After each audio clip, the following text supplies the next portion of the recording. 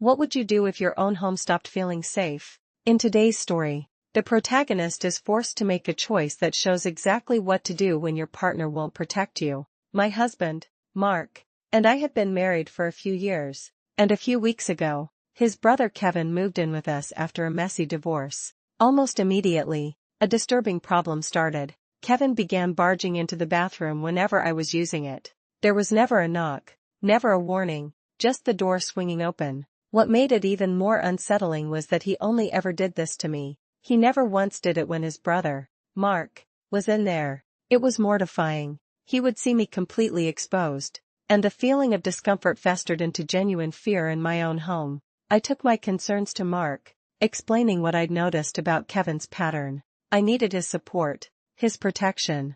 Instead, he laughed. He just laughed it off and told me I was being paranoid. Mark's dismissal at that moment was a small crack in the foundation of my trust. A crack I didn't yet realize would soon shatter everything. He claimed he spoke to Kevin, and Kevin even apologized, but then he did it again. The core of the issue stemmed from a promise Mark and I made when we got married. We agreed we would never have locks on any of the doors or lock each other out. As one commenter aptly pointed out, that seems a tad unhealthy. Even the best relationships need boundaries and everyone deserves the option of privacy. The commenter even guessed, correctly, that it was my husband's idea in the first place. This agreement was for us, a commitment to openness between a husband and a wife. It was never meant to extend to his brother, because our bathroom had no lock. I felt like a sitting duck. I was getting desperate, so I gave Mark an ultimatum. I told him clearly that if his brother walked in on me one more time, a lock would be installed on that door instantly. He didn't respond, just stared at me blankly. He didn't have to wait long. Yesterday, I was in the shower. The steam filled the small room, the sound of the water a temporary shield from the world, but that shield was shattered when the door flew open again. It was Kevin. He knew I was in there. The shower was obviously running, but he barged in anyway, casually claiming he just needed to pee. He'd even walked in on me in our bedroom before, but at least then I wasn't always completely exposed. That was the final straw.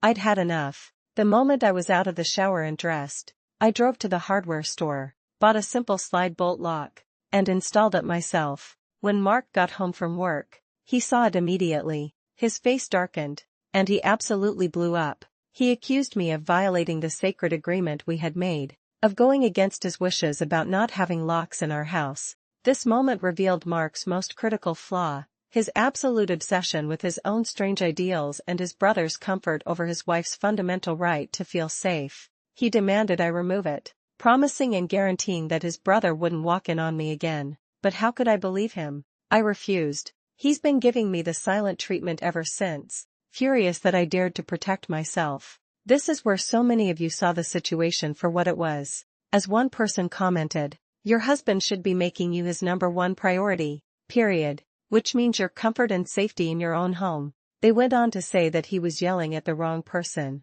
He should have been yelling at his brother and kicking him out. The situation escalated. Mark saw that I wasn't backing down, so his response was to try and physically remove the lock from the door himself while telling me to stop acting so childishly. I didn't scream. I didn't shout. I just calmly went to our bedroom, packed a bag, and decided to go to my mom's house for a few days until he could figure out his priorities. As I was walking out the front door, dragging my suitcase behind me, I saw Kevin in the driveway having a cigarette. He knew exactly what the fight was about. He was the cause of all of it. But instead of showing a shred of remorse or stepping up to fix the mess he'd created, he just smirked at me. He offered to give me a ride to my mom's, saying that Mark could probably use some space from me. His words hit me like a physical blow. It was so incredibly hurtful, a confirmation that in his and Mark's eyes, I was the problem. I had tried so hard to win Kevin's approval since he moved in, but he clearly thought so little of me. I broke down crying during the entire Uber ride to my mom's house.